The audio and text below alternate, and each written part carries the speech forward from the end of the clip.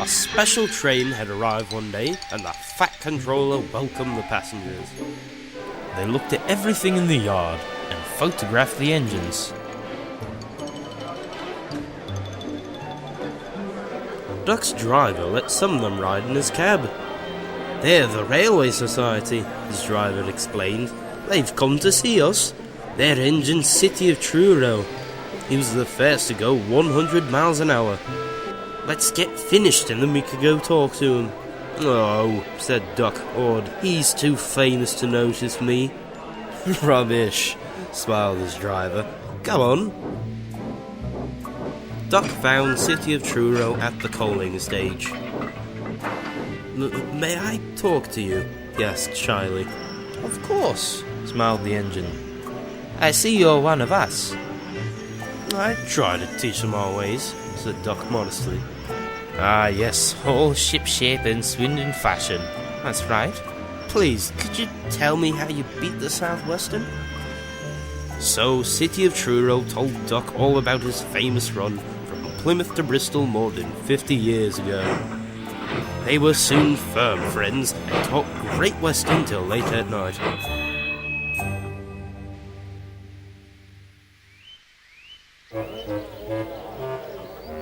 City of Truro left early next morning.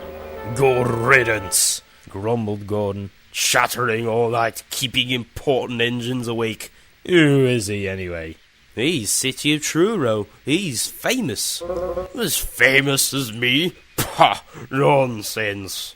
"He's famouser than you. You went 100 miles an hour before you were drawn or thought of." "So he says, but I didn't like his looks. He's got no dome," said Gordon darkly. "Never trust domeless engines. They are not respectable."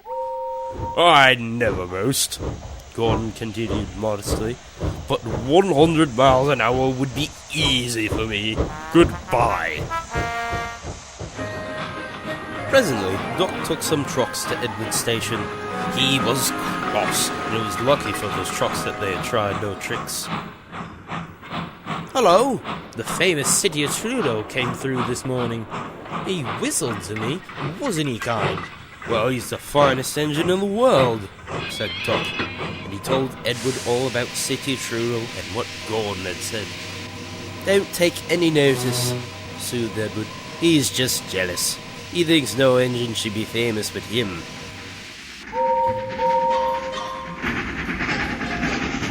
Speak of the devil, he's coming now." Gordon's boiler seemed to have swollen larger than ever. He was running very fast. He swayed up and down and from side to side as his wheels pounded the rails. "He did it, I'll do it, he did it, I'll do it." His train rocketed past and was gone.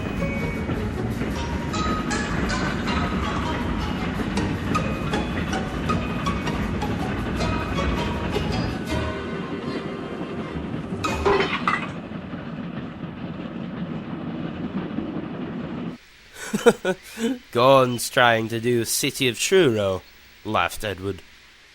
Duck was still cross. "I should think he'll knock himself to bits," he snorted. "I heard something rattle as he went through." "He did it, I'll do it, he did it, I'll do it, he did it, I'll do it, he did it, I'll do it."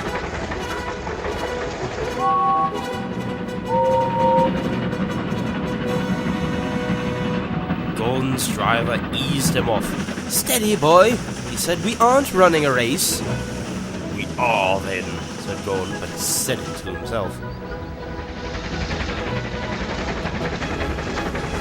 "I've never known him to ride so roughly before," remarked his driver. His fireman grabbed the brake handle to steady himself. "Oh, he's giving himself a hammering and a new mistake." Soon Gordon began to feel a little queer. "The top of my boiler seems funny. It's just as if something was loose. I'd better go slower." But by then, it was too late. They met the wind on the viaduct.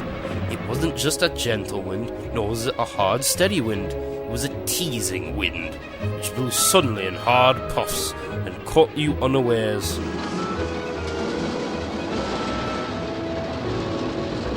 Gordon thought it wanted to push him off the bridge. "No, you don't," he said firmly.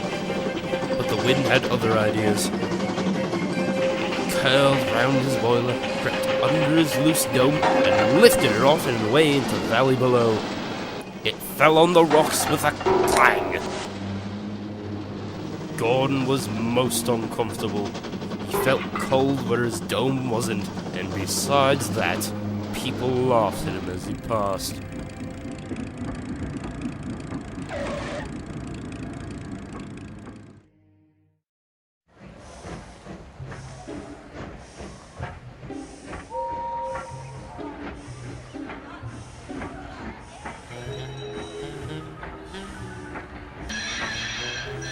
At the big station, he tried to wish them away, but they crowded round no matter what he did.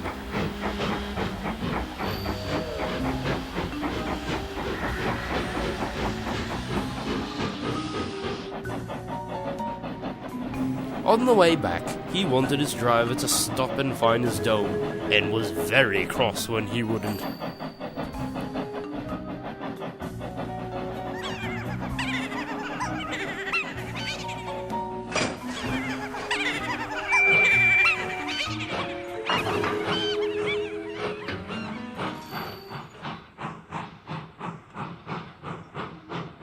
He hoped the shed would be empty that night, but all the engines were there waiting.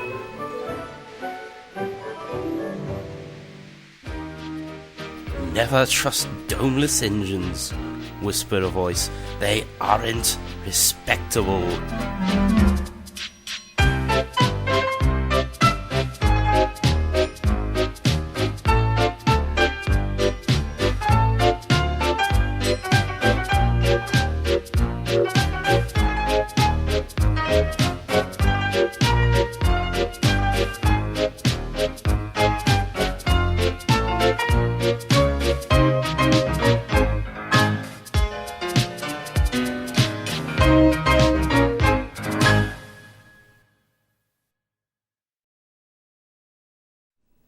He felt dome.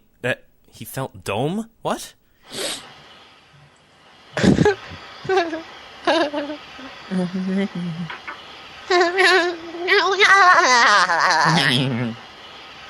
Fuck.